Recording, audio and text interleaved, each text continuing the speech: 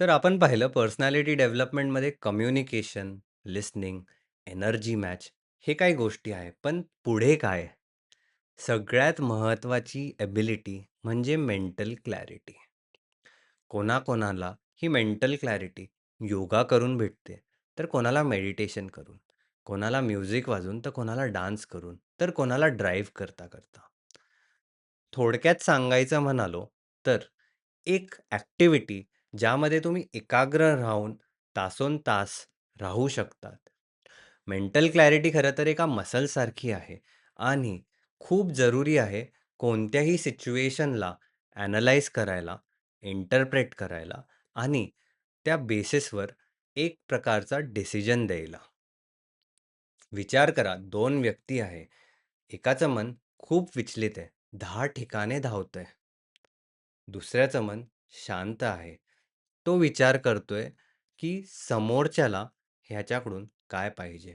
आणि जेव्हा हा व्यक्ती विचार समोरच्याचा करतोय, तर हा व्यक्ती समोरच्याला बरोबर उत्तरं आणि प्रश्न सुद्धा करू शकतो.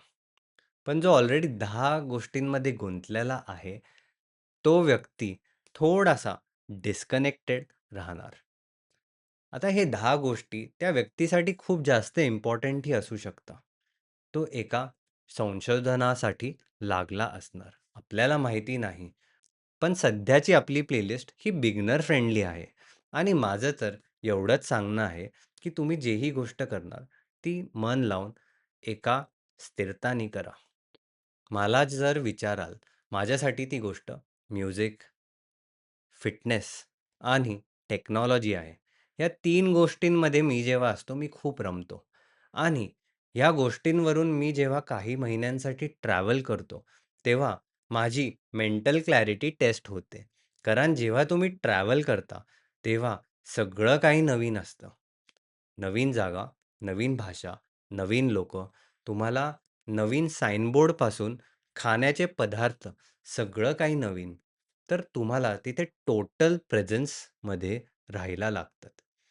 पुढच्या व्हिडिओमध्ये मी सांगतो, टोटल प्रेझन्स म्हणजे तरी काय?